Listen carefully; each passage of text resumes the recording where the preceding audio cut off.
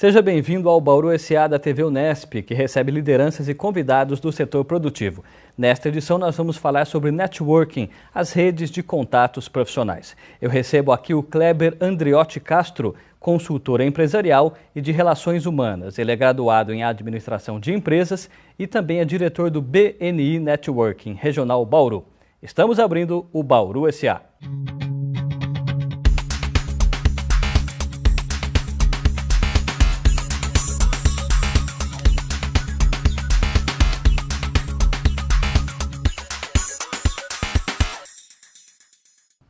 Kleber, muito obrigado pela sua presença, por ter aceitado o nosso convite. Eu que agradeço, Tárcio, é um prazer. Prazer é nosso. Eu gostaria de começar perguntando o seguinte, nós conhecemos uma definição bem tradicional do que seja o networking, que nós traduzimos como rede de contatos. Qual que é o conceito mais contemporâneo, vamos dizer, mais atual, você que é especialista na matéria, que trabalha o networking? Bom, Tárcio, primeiramente, o networking no Brasil tem ultimamente tomado um cunho muito pejorativo, né? As pessoas não têm praticado da maneira correta e isso tem prejudicado o real significado da palavra networking. O networking puro, que dá resultados, que traz resultados para as pessoas, é aquele que é feito sem muitas pretensões. É um relacionamento que é constante e frequente ao longo do tempo e através do qual as pessoas conseguem se ajudar realmente conforme as suas necessidades. Mas é importante ressaltar que o conceito de networking não é só receber, não é só procurar ajuda quando é necessário, e sim oferecer alguma coisa para a pessoa, sim haver uma troca entre as duas pessoas, né? Pelo que você falou, é um relacionamento de longa duração. Sim. Não há como se falar de networking sem a confiança, né? A relação de confiança, ela só se estabelece com o tempo. Eu posso conhecer um empresário em qualquer situação, em uma feira, em uma associação, mas a confiança não se estabelece ali no momento. Ela vai se desenvolvendo ao longo do tempo, mostrando-se um trabalho bem feito, mostrando-se um portfólio de serviços adequado e vai se criando dessa forma um bom relacionamento. Então, o networking é a prática disso constantemente, é a alimentação, né? O cultivo desse relacionamento de forma que futuramente ele possa render bons frutos. Você citou a palavra muito importante que é confiança. Confiança demanda, como você disse, o tempo. Agora, quem pretende fazer um bom networking também precisa investir, por exemplo, dinheiro para reuniões, almoços, cafés, esse tipo de situação? É preciso também se preparar para isso? Bom, eu diria que há dois tipos de investimento que são necessários. Um é, como você falou, algumas situações que exigem um café, por exemplo, ou empresas que, como o BNI, fomentam esse tipo de iniciativa, né? O outro é o tempo. A gente não consegue manter uma rede de contatos ativa sem dedicar uma parte do tempo. Eu vejo muitos empresários, eles acabam sendo consumidos pela parte operacional da empresa e ficam no dia a dia da empresa corrigindo pequenos erros, problemas, apagando incêndios e não reservam uma parte do tempo para conversar com seus clientes, para tomar um café com clientes e potenciais clientes, para as relações humanas, não é? Exatamente. Então, falta esse planejamento da agenda de cada pessoa, de cada empresário, para que o networking seja feito de uma maneira estratégica e produtiva e renda bons frutos, né? No caso do tradicional cartão de visitas impresso e do aperto de mãos, qual a importância disso nesse processo? O cartão de visitas é fundamental porque ele é a marca da empresa e da pessoa, né? Sem ele fica difícil ser lembrado quando alguém quer marcar uma visita, alguém quer marcar um encontro de negócios conosco. E o aperto de mão, ele também faz parte da marca do profissional. A gente tem que saber que toda empresa, toda pessoa, ela vai deixando sua marca, vai criando a sua imagem ao longo do tempo com todos os relacionamentos que a gente estabelece. E um bom cartão de visitas, um aperto de mão que seja nem tão firme, mas também não seja frouxo, ou seja, demonstre uma postura corporal e uma imagem e uma condição de que a pessoa tem preparo realmente para fazer um bom trabalho, né? Então, isso tudo vai gerando confiança naquela pessoa com quem a gente está praticando networking. E nós fomos ouvir um especialista em relações públicas para entender um pouco sobre a importância de uma ferramenta da internet que é o LinkedIn, uma rede de contatos da internet. Vejamos a análise do professor Vili Dantas. Muita gente acaba entrando no mercado, naquele desespero às vezes de entrar no mercado de trabalho e acaba transformando o LinkedIn, por exemplo, numa rede social com esse intuito de formação de amizade. Não é isso. Na verdade, a gente não pode sair no LinkedIn disparando amizade para todo mundo. Não, a gente precisa, obviamente, existem organizações que são compatíveis com os nossos interesses. Existem departamentos que são interessantes de acordo com os nossos objetivos profissionais. Isso acaba gerando um relacionamento mais intenso, mais interessante. Então, obviamente, essas pessoas, de repente, seria interessante eu agregar a minha rede. Agora, eu vejo por aí casos, às vezes, principalmente às vezes de recém-formados, que acabam utilizando o LinkedIn como uma ferramenta, tal qual o Facebook, o Instagram, sai adicionando todo mundo na busca de um trabalho. Isso é completamente inviável, porque profissionalmente até uma outra pessoa, de repente ligado à gestão organizacional ou a RH, é um profissional que não vai enxergar isso com bons olhos. Porque a partir do momento que você vê um LinkedIn onde a pessoa dispara para todos os cantos, não funciona dessa maneira. Obviamente a gente precisa que o profissional seja preparado dentro de uma linha mestra, buscando seus objetivos profissionais e utilize o LinkedIn como uma maneira de alcançar o seu objetivo e não como uma maneira de conseguir a qualquer custo o emprego. Isso é um diferencial absurdo. Então, Kleber, o Vili citou a questão daquele cenário de desespero que às vezes assola algumas pessoas que são surpreendidas e perdem seu emprego e aí querem a todo custo, né, com pressa, fazer uma boa rede de contatos. Como que você avalia, neste caso, o uso do LinkedIn? Bom, de uma forma geral, é fundamental que a pessoa tenha um planejamento não só quando ela tem necessidade, né? Porque quando tem necessidade, se não há esse planejamento, ela acaba realmente disparando para todo lado e ela acaba até se comprometendo a sua imagem. Então, primeiramente, voltando um pouquinho, eu acho que é importante que se crie um hábito de fomentar sua rede de contatos frequentemente. Isso tem que ser parte da rotina da pessoa, estando empregado ou não, enfim, fazendo qualquer tipo de negócio que ela faça, ou mesmo quando é um estudante. Agora, há meios e meios de se fazer isso, né? Meios corretos e meios que não são corretos. Como ele disse, a primeira coisa é não sair disparando pedidos de amizade ou de contatos para todo lado, né? Tem que haver essa relação com a área onde a pessoa atua. Se não há nenhuma conexão, não há por que adicionar, porque essa pessoa não vai poder ajudar. Em segundo lugar, é necessário se tomar muito cuidado com o que se coloca nessas redes. O LinkedIn é uma rede profissional onde recrutadores de diversas empresas estão presentes e ali fica aberto para todo o público o que cada profissional coloca. Então, se ele coloca situações pessoais que podem comprometer a sua imagem profissional, certamente isso será feito. Muito bem, vamos agora ao nosso primeiro intervalo e na volta vamos falar sobre o networking entre os jovens. Até já!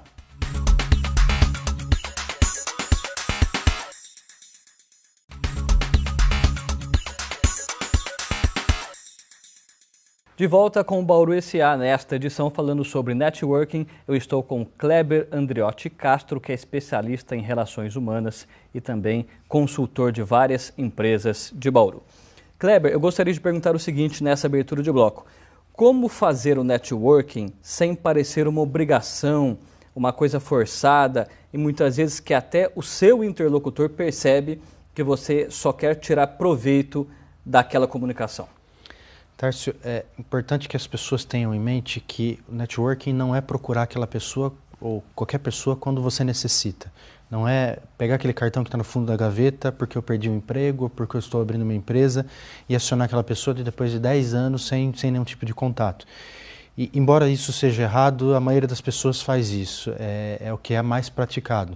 O networking correto é pensar na minha rede de contatos e semanalmente estar avaliando como eu posso ajudar algumas pessoas da minha rede de contato, o que eu posso fazer para contribuir com os negócios ou com a carreira, enfim, com essa pessoa de uma maneira geral. Então, o networking correto, a pessoa que pratica o networking correto, primeiro ela oferece alguma coisa para depois, sem pretensões, sem exigir nada em troca imediatamente, ela sabe que o retorno virá de uma forma indireta. Então, esse é o networking correto, né? Ele tem que ser planejado e ele tem que ser despretensioso. Cargos mais importantes nas empresas em geral. É claro que há exceções, né? Mas quando a gente toma a média, a gente nivela de alguma forma querendo comparar. Os cargos de maior remuneração nas empresas em geral, eles dependem muito do networking? As pessoas que têm acesso aos maiores salários fizeram o seu dever, vamos dizer assim, da forma correta? Não só cargos de maiores salários, tá? Hoje em dia voltou a ser muito utilizado o tal do QI, né? Essas indicações por recrutadores de empresas, porque é muito difícil você conseguir diferenciar um currículo do outro, né? Os currículos hoje em dia existem diversos modelos na internet prontos e a pessoa simplesmente acrescenta algumas informações, então muitas vezes ele não condiz com a realidade. Existem diversas ferramentas para se fazer uma boa seleção de pessoas, mas nada como obter indicação de uma pessoa que já conhece o histórico profissional dessa pessoa e que pode, de repente,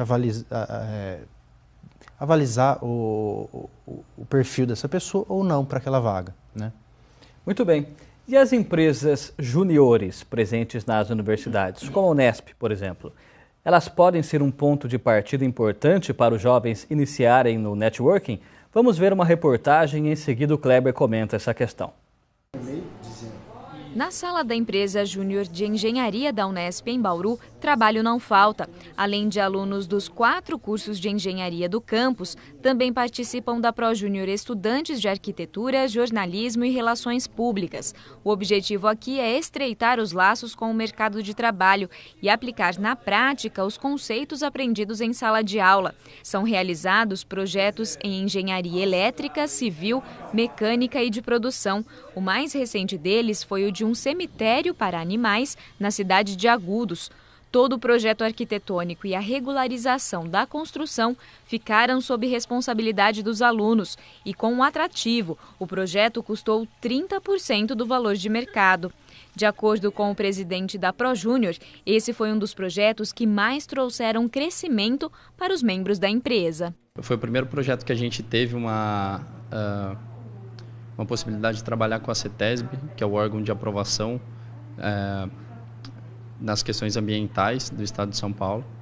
E é muito legal ver o projeto realizado, o projeto pronto, lá de pé.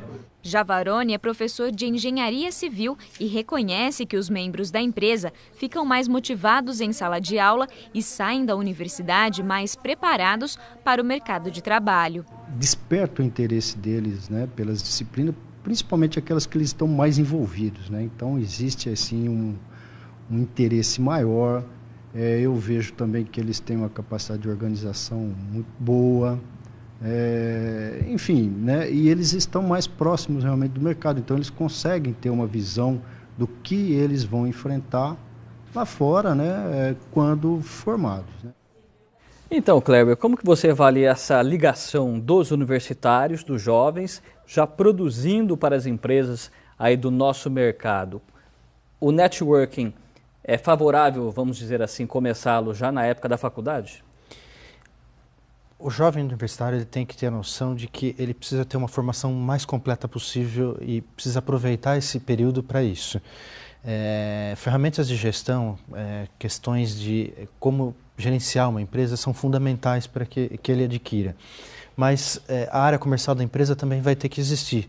E a área comercial ela pode existir através de vendedores, pode existir através de mídias sociais e propaganda tradicional, mas o networking ele é fundamental nisso também. Então, muitos jovens que não são acostumados ou não conhecem a importância do networking, é nessa fase que eles têm que começar a despertar interesse por esse assunto, porque é assim que eles vão divulgar da melhor forma a empresa deles. Então, é importante que eles participem do maior número de eventos possível, que eles procurem manter o contato com os seus professores mesmo depois do curso, né, e com os próprios colegas, porque esses contatos podem abrir portas do futuro. Eu tenho um caso curioso que é um caso pessoal. O meu primeiro empregador foi uma pessoa que 10 anos depois abriu muitas portas para mim quando eu abri minha empresa. Então, só um bom contato feito lá atrás e mantido ao longo do tempo permite esse tipo de oportunidade, né? Então, o jovem ele tem que ter essa consciência e buscar fomentar seu networking com constância. Embora não seja de finalidade profissional, o Facebook é muito utilizado. E pelo que você já nos explicou, imagino que as pessoas tenham que tomar muito cuidado também com o que colocam no Facebook. E você tem visto problemas para algumas pessoas em relação a isso? Sim. Cada vez mais a área de recrutamento e seleção procura informações sobre os candidatos onde elas estiverem disponíveis. E o Facebook é onde as pessoas muitas vezes se expressam sem muita preocupação. E muitas o fazem de maneira aberta ao público em geral, né? E, como eu disse, muitos recrutadores olham essas informações e tiram como base o futuro comportamento da pessoa em função daquilo que ela coloca. Então, colocar, por exemplo, que foi uma festa, que passou um pouco da conta, ou que não gosta do seu chefe, enfim, situações que possam comprometê-la, isso tem que estar na sua área reservada ali, só aos seus colegas e familiares, pessoas em quem ela confia, né? Porque se ela não tiver esse cuidado, certamente isso pode prejudicá-la. Muito bem, vamos agora para o nosso segundo intervalo e na volta falamos mais sobre networking aqui no Bauru SA. Até já!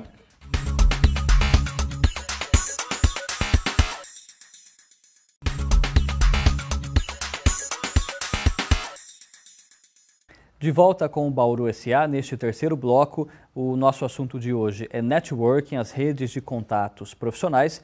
Eu estou com o Kleber Andreotti Castro, que é consultor de empresas e também administrador de empresas. Kleber, eu gostaria de iniciar esse terceiro bloco perguntando sobre o seguinte. Há um conceito, quando a gente fala em networking, de fortalecimento versus enfraquecimento, não é? Dessas redes, desses contatos que nós fazemos. Quando que o networking pende para o lado do fortalecimento e em quais situações ele pode se enfraquecer dependendo da conduta das pessoas? Tudo depende de uma relação de confiança, né? Toda relação humana que nós temos, ela é baseada em confiança, seja uma relação profissional ou não. Mas profissionalmente falando, essa relação de confiança ela é estabelecida ao longo do tempo, em função da atitude de cada pessoa.